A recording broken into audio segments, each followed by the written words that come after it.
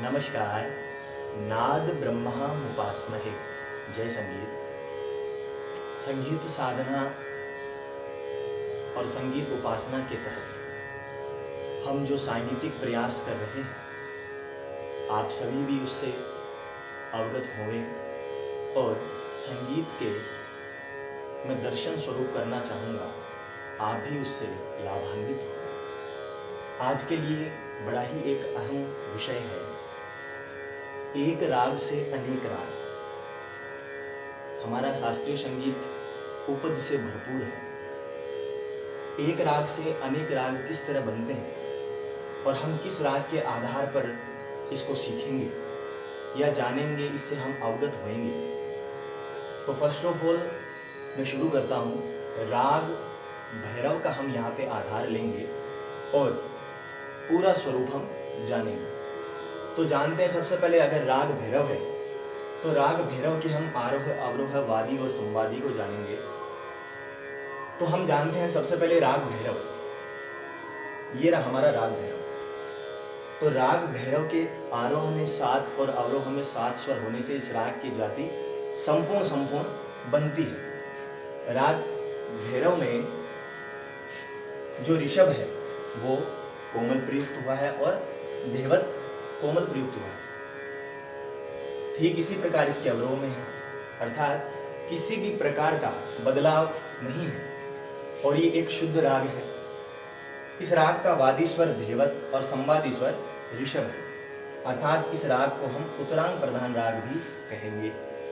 ये हुआ हमारा राग का स्वरूप। अब हम जानते हैं कि किस राग किस हिसाब से इसका आधार लेकर हम इस एक राग भैरव से अनेक राग की हम छाया देख सकते हैं। तो हम जानेंगे राग भैरव में सबसे पहले हम लेंगे वर्जित स्वर, कि हम कितने स्वरों को वर्जित कर सकते हैं और किस हिसाब से राग बना सकते हैं। तो जब हम सबसे पहले अगर एक स्वर वर्जित करें, ये हमारा एक स्वर वर्जित करें, जिसमें मैं इसको धेवत को इसमें वर्जित कर दूं, तो जब धेवत को वर्जित कर दूंगा तो चलन बनेगा सा रे गा मा पा नी और सा, ये चलन बनेगा। तो जब ये चलन बनेगा तो राग बनेगा बंगाल भैरव। राग बनेगा बंगाल भैरव। तो सबसे पहले हमने यहाँ से एक राग सीख लिया। अगर राग भैरव के चलन में से, राग भैरव के स्वरूप में से हम अगर धेवत को वर्जित कर दें, इग्नोर कर दें, तो राग बंगाल भैरव की हमें छाया दिखती है। इससे हम बंगाल भैरव का स्वरूप समझेंगे। अब हम बात करें कि हम एक नहीं, हम अगर 2 स्वर वर्जित करें, हम 2 स्वर वर्जित करें, जिस हिसाब से मैं कहूँ, जैसे गंधार और धेवत को मैं वर्जित कर दूं और इसकी जगह मैं निषाद कोमल जोड़ दूं, तो राग हमारा बनता है बैरागी भैरव, जिसको बनाया है हमारे भारत रत्न पंडित रविशंकर जी, जिन्होंने इस राग को बनाया है। बहुत सुंदर राग है। इसी हिसाब से मैं कहूँ कि इसमें मैं मध्यम और निषाद को वर्जित कर दूं, बाकी वही रहने दूं, तो एक राग बनता है राग विभास। एक राग बनता है राग विभास। वैसे राग विभास को पूर्वी और मारवांग से भी गाया जाता है, किंतु हम यहाँ बात कर रहे हैं भैरवांग की। तो संपूर्ण राग भैरव नहीं रहेगा, किंतु भैरव का इसमें अंग झलकता है। तो ये हमारा हुआ। इसको मध्यम और निषाद को वर्जित करने से राग बनता है विभास। अब मैं यहाँ पे कह दूं कि मैं गंधार और निषाद को कोमल करूंगा, शेष स्वरूप यही रखूंगा सा रे, गंधार को वर्जित कर दिया और मैंने यहाँ पे निषाद को वर्जित कर दिया। तो रहा षडज, ऋषभ, मध्यम, पंचम, धेवत और तार सप्तक का षडज। तो हमारा राग बनता है राग गुणकली। समझे? अब हम बात करते हैं वर्जित स्वर और दोनों वर्जित स्वर की। जब हम एक स्वर वर्जित करते हैं तो ये हिसाब, और 2 स्वर वर्जित करते हैं तो ये रूपरेखा, हमने ये जानी। अब हम बात करते हैं वादी और संवादी। तो संगीत साधना के पहले भाग में हमने वादी स्वरों पर बड़ी गूढ़ रूप से चर्चा की थी। तो वादी स्वर, अगर राग का वादी स्वर और संवादी स्वर बदल जाए, अर्थात राग का राजा स्वर और मंत्री स्वर बदल जाए, तो राग रूपी राज्य का बदलाव होना निश्चित है। उसी प्रकार जब हम राग भैरव में जिस प्रकार धेवतवादी और ऋषभ संवादी है, उस हिसाब से अगर षडज वादी और पंचम संवादी कर दें तो साफ और सरलता से हमें ज्ञात होता है कि अगर वादी स्वर षडज और पंचम कर दे तो हमको इसी का आवर्तन बार बार लाना है। अर्थात धेवत और ऋषभ तो सेवक के रूप में प्रयुक्त हो गए। तो जब हम षडज और पंचम का आवर्तन बार बार करेंगे, इसको जब राग में बार बार छलकाएंगे, इसको दिखाएंगे, तो राग गौरी का स्वरूप हमें प्रदर्शित होगा।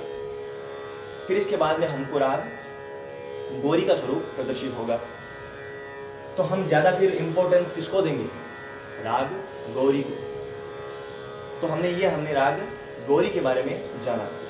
और यहाँ पे मैं बता दूं कि गौरी राग को भी पूर्वी थाट से गाया जा सकता है, पूर्वी अंग से इसको हम गा सकते हैं, किंतु फिर भी मैं यहाँ कहूँगा हम भैरव राग के अंग की चर्चा कर रहे हैं। तो ये हुआ हमारा वादी संवादी स्वरों का बदलाव करने से।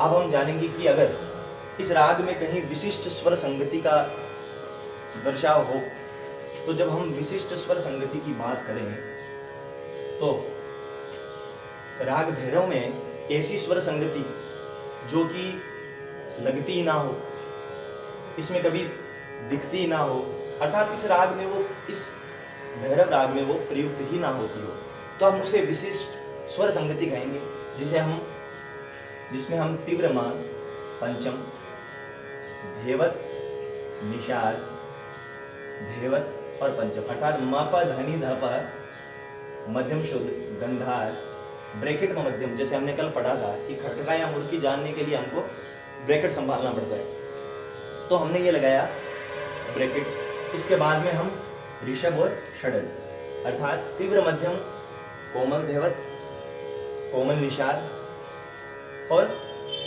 ब्रैकेट में मध्यम मापा धनी धापा मागा म रेसा, और जब मध्यम ये लगाया तो यहाँ पे पम गम की यहाँ पे चलन और हो जाएगा, अर्थात ये ब्रैकेट में जोड़े। तो ये हुआ हमारा विशिष्ट स्वर संगति। अब यहाँ पे मैं कहूँगा कि जब यहाँ पे दो दो स्वर वर्जित जब हमने किए, दो स्वर वर्जित करने से ये औडव जाति के राग बन गए, और यहाँ पे एक स्वर वर्जित किया तो ये बन गया षाडव, अर्थात औडव जाति के स्वर को हम कहेंगे पेंटाटोनिक स्केल, और एक स्वर वर्जित तथा षाडव जाति को हम कहेंगे हेक्साटोनिक स्केल। तो ये भी बड़ी विशिष्ट जानकारी मैं यहाँ पे कहूँगा। अब हम इस राग के पूरे स्वरूप को समझने के बाद जब हम एक विशिष्ट या अहम भाग पे जब उतरेंगे, तो यहाँ पे आएगा कि अन्य रागों का मिश्रण, अर्थात जिस राग में अन्य रागों की छाया छलकती हो, तो उसमें किस राग का वो रूप ले लेता है। अब जैसे हम आधार भैरव का ही ले रखें, तो जब भैरव राग में राग नट को मिला दे, भैरव राग में राग नट को मिला दे तो राग बन जाता है राग नट भैरव। परिणाम स्वरूप राग नट जो है वो बिलावल थाट से माना है। तो जब भैरव में राग नट मिलाए तो राग नट भैरव बनता है। इसके बाद में जब राग भैरव में भैरवी मिला दे, राग भैरव में भैरवी मिला दे, ऋषभ और धेवत के साथ में निषाद को भी कोमल कर दे, तो राग बनता है राग बसंत मुखारी। इसके बाद में जब राग भैरव में काफी को मिला दिया जाए, काफी का मिश्रण कर दिया जाए, तो राग बनता है हमारा राग अहीर भैरव। राग के पूर्वांग भाग में, राग के पूर्वांग भाग में भैरव का ही चलन रहेगा, अपितु जब उत्तरांग भाग आएगा तो उसमें काफी का चलन, अर्थात निषाद कोमल हम उसमें देखेंगे, उसको गाएंगे, सुनेंगे। तो राग भैरव में जब काफी मिला दिया जाता है तो राग बनता है अहीर भैरव। और वर्तमान में एक प्रचलित मैं कहूँगा गीत अलबेला साजन आयो रे, जो इसमें ही है, अहीर भैरव में। अब हम जानते हैं राग भैरव में जब बहार का मिश्रित कर दें, राग भैरव में बहार मिलाने से राग बनता है भैरव बहार। तो इस प्रकार से जब एक राग से अनेक राग बनने की प्रक्रिया हम जानते हैं, तो हम हमारे शास्त्रीय संगीत